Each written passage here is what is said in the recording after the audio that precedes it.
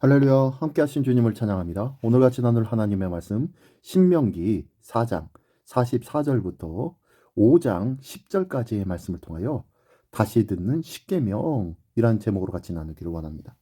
자, 이스라엘은 전에 나온 애굽의 법이나 곧 들어갈 가나안의 풍습을 따라서는 절대로 안 됩니다. 이스라엘에게는 부여된 고유한 법과 생활 양식의 핵심인 십계명이 있기 때문이죠. 자, 그래서 모세가 다시 이 십계명을 그들에게 가르쳐 주는 내용이 바로 오늘 본문의 말씀입니다. 자, 한 절 한 절씩 한번 읽어보겠습니다. 먼저 4장 44절부터 끝까지 49절까지입니다. 모세가 이스라엘 자손에게 선포한 율법은 이러하니라. 이스라엘 자손이 애굽에서 나온 후에 모세가 증언과 규례와 법도를 선포하였으니 요단 동쪽 벳볼 맞은편 골짜기에서 그리하였더라. 이 땅은 헤스본에 사는 아모리 족속의 왕 시온에게 속하였더니 모세와 이스라엘 자손이 애굽에서 나온 후에 그를 쳐서 멸하고 그 땅을 기업으로 얻었고 또 바산 왕 옥의 땅을 얻었으니 그 두 사람은 아모리 족속의 왕으로서 요단 이쪽 해 돋는 쪽에 살았으며 그 얻은 땅은 아르논 골짜기 가장자리에 아로엘에서부터 시온산 곧 헤르몬 산까지요. 요단 이쪽 곧 그 동쪽 온 아라바니 비스가 기슬 아래 아라바의 바다까지이니라. 네, 이스라엘은 요단 동쪽의 땅을 차지하였습니다. 그리고 강 건너편 가나안 땅을 앞에 두고 있습니다. 이 순간 이스라엘에게 필요한 것은 하나님의 율법을 다시 듣고 그리고 그 율법들을 다시 마음에 새기는 것, 그것이었습니다. 이스라엘의 언약적 책임은 가나안 땅을 정복하는 데서 끝나는 것이 아니라 그 땅에 하나님이 바라신 나라를 세우는 것이 바로 이유이죠. 이 땅에 하나님의 뜻이 이루어지길 바란다면 하나님의 말씀을 내 마음과 내 삶에 온전히 새기며 그 말씀을 살아내야 할 줄 믿습니다. 요단 건너편 가나안 땅을 앞에 두고 그들에게 이제 너희가 갈 저 땅에서는 이 하나님의 말씀 40년 전 너희 조상에게 주었던 그 말씀을 새롭게 마음에 다시 가다듬고 마음판에 새기며 그 말씀을 삶으로 살아내는 것, 이것이 필요하다고 이제 가르치기 시작하는 것이 바로 44절로 49절까지의 말씀이었습니다. 자, 그러면서 5장 1절부터 5절까지의 말씀 보겠습니다. 모세가 온 이스라엘을 불러 그들에게 이르되 이스라엘아, 오늘 내가 너희의 귀에 말하는 규례와 법도를 듣고 그것을 배우며 지켜 행하라. 우리 하나님 여호와께서 호렙산에서 우리와 언약을 세우셨나니 이 언약은 여호와께서 우리 조상들과 세우신 것이 아니요 오늘 여기 살아있는 우리 곧 우리와 세우신 것이니라. 여호와께서 산 위 불 가운데서 너희와 대면하여 말씀하시매 그때에 너희가 불을 두려워하여 산에 오르지 못하므로 내가 여호와와 너희 중간에 서서 여호와의 말씀을 너희에게 전하였노라. 여호와께서 이르시되, 네. 자, 모세는 너희 귀에 말하는 이 율법을 듣고 지키라고 말하며 그리고 들음을 강조하고 있습니다. 눈으로 볼 수 없는 하나님은 우리가 그 하나님의 음성을 들음으로 만날 수 있기 때문입니다. 하나님을 알고 경험하는 그 가장 기본적인 가장 중요한 방법이 바로 말씀을 듣는 것, 그것부터 일하는 거예요. 말씀 들음을 대체할 수 있는 경험이나 방법 같은 것, 그 밖의 방법들은 없다는 거예요. 모세는 출애굽 1세대가 하나님과 언약을 맺을 때 광야에서 태어난 세대 역시 함께 언약을 맺었다고 말하고 있습니다.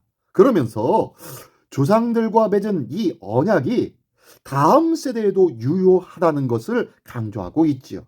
또한 이와 마찬가지로 성경의 모든 이야기는 그저 옛날 이야기, 이스라엘의 역사 이야기가 아니라 그 모든 이야기가 바로 오늘 나에게 하시는 하나님의 말씀이었다는 것이에요.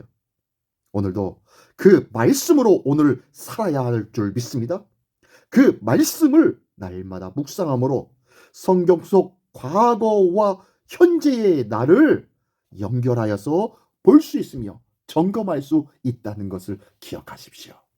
하나님의 말씀은 그래서 날마다 듣고 읽고 마음에 새기며 묵상해야만 그 말씀이 나의 삶으로 이어진다는 것을 꼭 기억하면서 이 말씀은 내가 꼭 암기해서 지켜 행해야 돼가 아니라 말씀을 사랑하는 것, 말씀을 듣고 또 듣고 싶어하는 그 갈망의 모습들이 바로 말씀을 살아내게 하는 원동력이라는 것을 기억하십시오.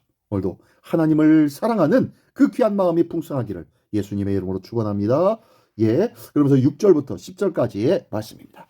나는 너를 애굽 땅 종되었던 집에서 인도하여 낸 네 하나님 여호와라. 나 외에는 다른 신을 내게 두지 말지니라. 너는 자기를 위하여 새긴 우상을 만들지 말고 위로 하늘에 있는 것이나 아래로 땅에 있는 것이나 땅 및 물속에 있는 것의 어떤 형상도 만들지 말며 그것들에게 절하지 말며 그것들을 섬기지 말라. 나 내 하나님 여호와는 질투하는 하나님인즉 나를 미워하는 자의 죄를 갚되 아버지로부터 아들에게로 3, 4대까지 이르게 하거니와 나를 사랑하고 내 계명을 지키는 자에게는 1000대까지 은혜를 베푸느니라. 아멘.